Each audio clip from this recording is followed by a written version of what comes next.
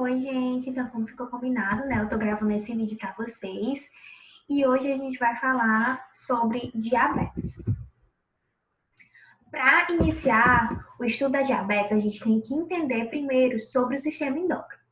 O sistema endócrino, ele vai ser formado por um conjunto de glândulas que vão ser responsáveis por produzir hormônios e esses hormônios vão ser jogados no sangue para que façam suas ações nos determinados locais. O pâncreas é uma dessas glândulas que fazem parte do sistema endócrino.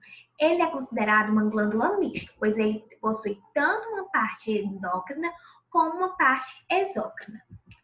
A parte exócrina do pâncreas é responsável pela secreção de enzimas digestivas, como a amilase pancreática e a tripsina. Já a parte endócrina do pâncreas é responsável pela secreção de hormônios, como a insulina, o glucagon, a somatostatina e a amilina. Aqui a gente tem uma imagem histológica do pâncreas, onde a gente consegue observar as ilhotas de Langerhans e os ácidos pancreáticos. As ilhotas de Langerhans vão ser responsáveis pela parte endócrina do pâncreas, enquanto os ácidos vão ser responsáveis pela parte exócrina. As células que compõem essas ilhotas de Langerhans são três tipos: as células beta, as células alfa e as células delta. As células beta são responsáveis pela produção de insulina e amilina, e as células alfa pela produção de glucagon, enquanto as células delta faz a produção de somatostatina e essa somatostatina, ela tem função de inibir o pâncreas exócrino, ou seja, quando ela é ativada, liberada e ativada, somente o pâncreas endócrino funciona. Mas a gente vai se ater hoje mais para as células beta e as células alfa, certo? Devido à produção da insulina e glucagon e os efeitos dele na glicose. Bom, então falando da glicose. A glicose é um carboidrato e ela constitui a principal fonte de energia para os organismos vivos. A glicose, ela é adquirida através do consumo de carboidratos, ou seja, macarrão, arroz, tudo isso que é considerado carboidrato, que vocês veem na bioquímica. E esse carboidrato, ele vai para o trato gastrointestinal, onde tem a digestão e a absorção dessa glicose. Quando eu digo que eu tenho absorção, essa glicose vai ser jogada no sangue. Então, eu vou ter um aumento das minhas taxas de glicose no meu sangue. Com esse aumento das taxas de glicose no meu sangue, agora eu tenho uma fase de distribuir essa glicose. Parte dela vai ser armazenada em forma de glicogênio no fígado e nos músculos, e outra parte vai para as células para ser usada como fonte de energia. A insulina, ela é sintetizada pelas células beta e a secreção dela é mediada pelo aumento dos níveis de glicose no sangue. Então, quando os níveis de glicose do sangue estão aumentados, as células beta produzem e jogam a insulina para a corrente sanguínea, para que ela consiga retirar esse excesso de glicose do sangue e consiga armazenar. Isso acontece no período das refeições, durante as refeições. E essa insulina, ela consegue fazer o armazenamento de glicose em forma de glicogênio no fígado e nos músculos. E esse armazenamento de glicose é muito importante no período entre as refeições para que funcione como reserva energética. A gente vai ver mais adiante sobre isso. E essa parte de quebra dessa reserva energética de glicose vai ser função do meu glucagon. Outra coisa que a insulina faz é a transformação de glicose em ácidos graxos. E essa transformação é armazenada no tecido adiposo. Outra coisa é a inibição da degradação, catabolismo de proteínas e lipídios. Ou seja, a insulina vai inibir a quebra de proteínas e lipídios. Porque se eu tenho uma quebra de proteínas e de lipídios, eu vou ter uma liberação de glicose. E nessa fase aqui, eu não quero mais glicose, eu quero tirar glicose. A insulina também vai ser importante para absorver alguns aminoácidos e fazer a síntese de proteína, porque ela vai facilitar a entrada de alguns aminoácidos na célula. Além disso, a insulina tem ações no fígado, como a síntese de glicogênio, a redução da gliconeogênese e a redução da glicogenólise, certo? A gliconeogênese é a transformação de lipídios e proteínas em glicose e a glicogenólise é a quebra do meu glicogênio armazenado em glicose, certo? Então, quem vai fazer essa gliconeogênese e essa glicogenólise é função do meu glucagon, porque se eu tiver gliconeogênese e glicogenólise, eu vou aumentar as taxas de açúcar no meu sangue. E como eu já disse, eu não quero esse aumento de açúcar nesse período. Aqui a gente tem o papel da insulina com a glicose. Hoje a gente tem que entender que a entrada da glicose na célula vai depender da ligação da insulina com o seu receptor. Quando eu tenho essa ligação da insulina com o receptor, como a gente pode ver nessa imagem aqui, o canal de glicose abre. E com a abertura desse canal de glicose, a glicose consegue entrar na célula. Se eu não tiver a ligação da insulina com o receptor de insulina, a glicose não vai conseguir entrar na célula e eu vou ter acúmulo de açúcar no meu sangue. Aqui também a gente tem o mesmo esquema, mostrando a entrada da glicose com a insulina dentro da célula. Agora falando do glucagon.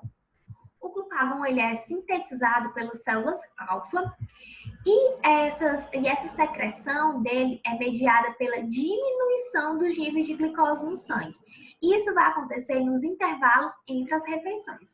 Então a gente pode observar que é justamente o contrário que acontece na insulina. Enquanto a insulina, eu vou ter uma liberação dela quando eu tenho altas taxas de glicose no sangue, o glucagon vai ser liberado quando eu tiver baixos níveis de glicose no sangue. Ele vai ser um hormônio hiperglicemiante, ou seja, vai aumentar os níveis de glicose na corrente sanguínea por meio das reservas energéticas feitas através da insulina, daquelas reservas de glicose no fígado, no músculo, por meio do glicogênio. Ele vai estimular a glicogenólise, que é a transformação de glicogênio em glicose, além de aumentar as taxas de gliconeogênese, que é a transformação de aminoácidos e lipídios em glicose. Aqui a gente tem um esquema mostrando que quando a gente se alimenta, há um aumento da taxa de glicose no sangue, o que vai estimular as células beta a produzirem insulina. Com a produção de insulina, ela vai pegar essa glicose que está no sangue e vai levar para o fígado, onde vai haver um armazenamento em forma de glicogênio. Aqui embaixo a gente tem a fase de uma queda da taxa de glicose, onde vai haver a estimulação da célula alfa. E essa célula alfa vai produzir o glucagon. Com a produção desse glucagon, ele vai agir no fígado, quebrando o glicogênio que foi armazenado anteriormente pela insulina e vai liberar a glicose. O período entre as refeições é marcado por uma baixa de glicose e, consequentemente, uma baixa de insulina, porque eu não vou precisar mais de insulina para tirar aquela glicose no sangue, porque eu já vou ter uma baixa taxa de glicose. Então, o pâncreas vai entrar em ação, liberando o glucagon. Esse glucagon vai agir nas reservas energéticas de glicose para que haja a liberação de glicose para a corrente sanguínea. A primeira reserva energética que o glucagon age vai ser nas células, onde eu tenho reserva dessa minha glicose. Depois ele vai agir no fígado, onde eu também tenho esse armazenamento de glicose, vai liberar a glicose. Depois ele vai agir nos tecidos adiposos, que também vai conseguir liberar a glicose. Nessa utilização da glicose armazenada nos tecidos adiposos, vai ter um aumento de corpos cetônicos na corrente sanguínea. E esse aumento de corpos cetônicos pode causar uma cetoacidose, que é a queda do pH sanguíneo. E essa cetoacidose, ela pode ser muito grave para o paciente, levando ele até a coma, certo? E a quarta reserva energética usada no glucagon, na ação do glucagon, é a reserva muscular, onde vai quebrar e vai liberar a glicose. E essa glicose, ela vai ser jogada na corrente sanguínea e vai fazer com que haja o aumento dos níveis de glicose no sangue. Bom, agora falando sobre a diabetes propriamente dita. A diabetes, ela é caracterizada por um aumento da glicose na corrente sanguínea, uma hiperglicemia. E essa hiperglicemia é causada por uma perda na secreção de insulina ou na ação da insulina. Ou eu tenho uma perda de secreção ou eu tenho uma falha na ação da insulina. E eu tenho dois tipos, o tipo 1 e o tipo 2. Aqui a gente tem um esquemazinho onde a gente tem que o estômago vai converter o alimento em glicose quando ele é digerido. Essa glicose é liberada na corrente sanguínea. O pâncreas vai perceber que eu tenho glicose na minha corrente sanguínea e vai liberar a insulina para a corrente sanguínea. Porém, se o paciente tem diabetes, a insulina produzida não vai ser suficiente para que junte-se a essa glicose, para que essa glicose seja absorvida das células, ou essa insulina não está sendo metabolizada. Então, eu tenho um problema aí. Se eu não tenho insulina suficiente ou eu não tenho nada de insulina, isso quer dizer que a minha glicose não vai conseguir entrar na célula e eu vou ter muita glicose circulando no meu sangue. A diabetes tipo 1, ela acontece devido à não produção de insulina. Na diabetes tipo 1, o paciente não produz insulina. E se não produz insulina, a insulina não vai conseguir se ligar ao receptor de insulina. Se não há essa ligação, eu não tenho a abertura do meu canal de glicose e a glicose não consegue entrar na célula e, consequentemente, eu vou ter uma hiperglicemia sanguínea. E o pâncreas não consegue produzir a insulina graças a uma destruição imunológica das células beta. Se eu destruo a célula que produz a insulina, isso quer dizer que eu não vou ter produção de insulina mais. A diabetes tipo 1 ela é caracterizada por afetar principalmente pessoas jovens.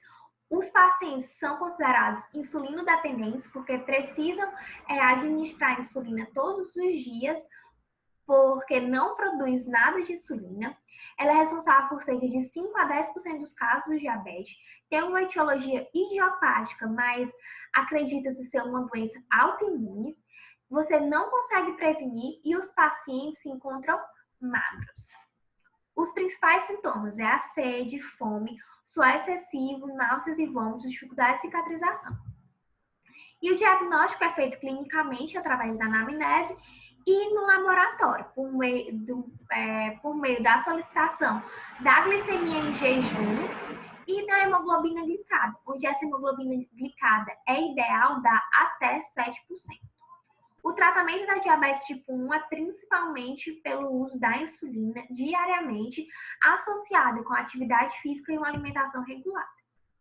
A diabetes tipo 2, o pâncreas consegue produzir a insulina, mas o receptor da insulina não vai funcionar. E, novamente, não vai haver um funcionamento, não vai haver a ligação da insulina com o seu receptor. E se eu não tenho a ligação, a glicose não consegue entrar. E esse receptor não funciona devido a uma resistência periférica à insulina. Ou seja, esse receptor vai resistir à chegada de insulina. E E de tanto ter insulina circulando, porque o meu pâncreas vai estar produzindo, mas não vai estar, mas a minha célula não vai estar recebendo essa insulina, o meu organismo vai entender que eu não preciso mais produzir insulina. Então acaba que vai ter também uma diminuição da sua secreção. As características de diabetes tipo 2 é que afetam principalmente pessoas adultas acima de 40 anos. Os pacientes são considerados não insulino-dependentes, é responsável por cerca de 90% dos casos de diabetes, tem uma etiologia multifatorial através dos hábitos alimentares, sedentarismo, rotina estressante, mais uma predisposição genética. As pessoas conseguem prevenir esse tipo de diabetes, a sua detecção é tardia e o paciente se encontra com ganho de peso excessivo. Os sintomas clássicos da diabetes tipo 2 é sede, fadiga, boca seca, constante vontade de urinar e dificuldade de cicatrização.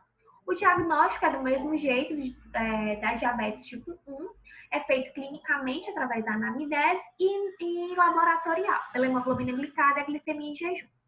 O principal tratamento da diabetes tipo 2 é a atividade física e uma alimentação regulada, podendo ser associado com o uso da metformina ou da glicazida. E alguns pacientes fazem uso da insulina, principalmente aqueles pacientes que têm uma queda na produção de insulina graças à resistência. A glicemia em jejum, o exame que a gente pede, aqui são os parâmetros clínicos, onde quando dá até 99 miligramas por decilitro é considerado normal, entre 100 e 125 é considerado pré-diabético e acima de 126 miligramas por decilitro o paciente é considerado diabético.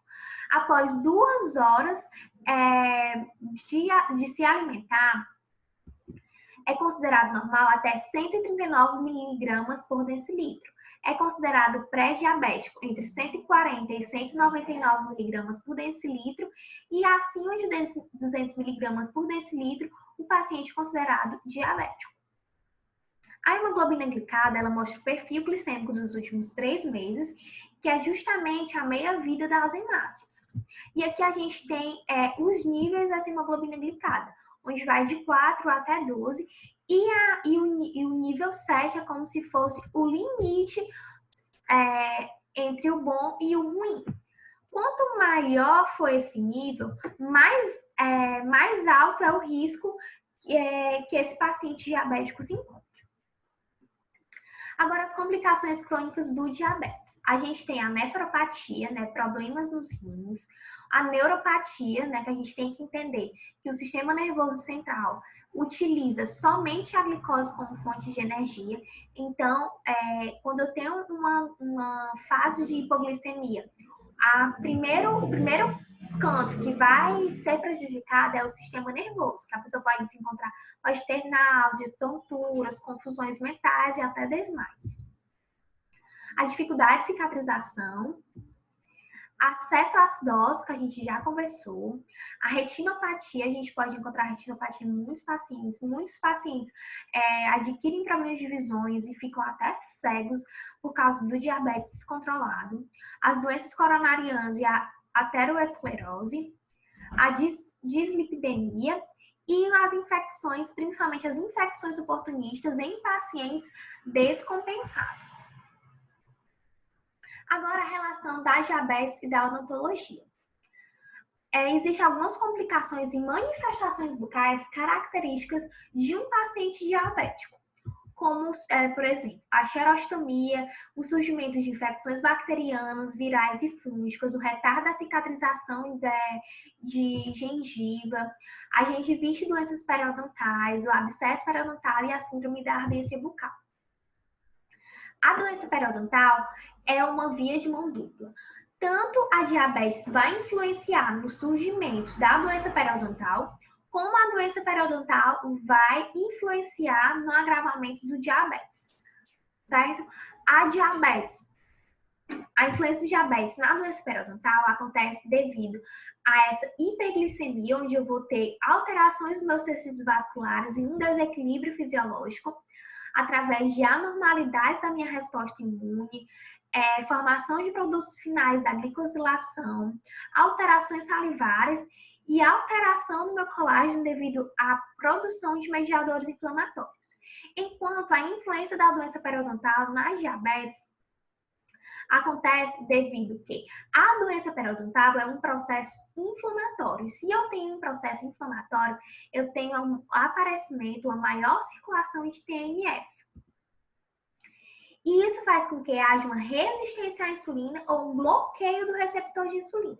Isso quer dizer que a insulina não vai se encaixar no receptor e eu não vou ter a abertura do meu canal de glicose e a glicose vai ficar circulando no sangue, certo? O tratamento da doença periodontal é feito por raspagens e debridamento. A gente faz limpeza nesses dentes aqui, tá? E antibióticos também podem ser usados para o tratamento de uma periodontite avançada. A xerostomia é uma diminuição da secreção de saliva, certo? Acontece uma desidratação. Eu vou encontrar zonas despapiladas, eritematosas e ulceradas.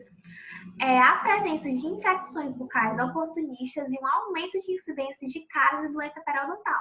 Porque eu não tenho saliva para fazer o efeito tampão que essa saliva é capaz de fazer protegendo o meu meio bucal. O tratamento dessa xerostomia é através de controle glicêmico, de saliva artificiais, de agentes cicatrizadores, quando se encontra úlceras nas gengivas e na língua. A candidíase, uma infecção oportunista causada pela Candida albicans, ela possui 3 tipos: a eritematosa, a pseudomembranosa e a hiperplásia. Essa da foto aqui é a pseudomembranosa, mas a eritematosa é a mais comum, principalmente em pacientes diabéticos. Essa infecção, ela é favorecida pela hiperglicemia salivar, pela diminuição da saliva e pela imunossupressão. E o tratamento dela é feito com anistatina ou fluconazol. Em relação ao protocolo de atendimento odontológico ao paciente diabético, a gente tem que ter em mente que um paciente diabético controlado, ele deve ser atendido como um paciente normosistêmico, sem a necessidade de fazer precauções adicionais para aquele atendimento. Mas a gente tem que ter no consultório fontes de insulina para qualquer evento que possa acontecer com uma hipoglicemia. Os pacientes insulino-dependentes, ou seja, pacientes diabéticos tipo 1, têm preferência por consultas matinais, ele tem que ter usado a insulina normalmente, ter se alimentado normalmente. Sempre a gente tem que atender os pacientes alimentados. Sempre e sempre a gente tem que avisar, principalmente se for procedimentos que vai ser usado algum tipo de anestesia. Os pacientes não controlados são aqueles pacientes com a glicose menos de 70 mg por decilitro e aqueles com mais de 200 mg por decilitro. A gente tem que ter cuidados de emergência. Se o sintoma que ele apresentar, se ele apresentar algum sintoma grave, a gente tem que caminhar imediatamente ao médico. Se a gente fizer aquele exame antes do procedimento, a gente observar que ele não está controlado, então a gente faz o encaminhamento ao médico para ele controlar essas taxas glicêmicas e voltar para que a gente consiga fazer o atendimento odontológico. Quando há necessidades de realização de cirurgias extensas, a gente precisa fazer uma análise médica, perguntar ao médico como é que está essa glicemia do paciente, sobre a medicação e etc. E é indicado fazer a profilaxia antibióticas em procedimentos invasivos. Essa profilaxia antibiótica aqui é 1 grama de amoxicilina 1 hora antes do procedimento, diferente da profilaxia antibiótica feita para endocardite, certo? Bom, gente, era isso. E obrigada.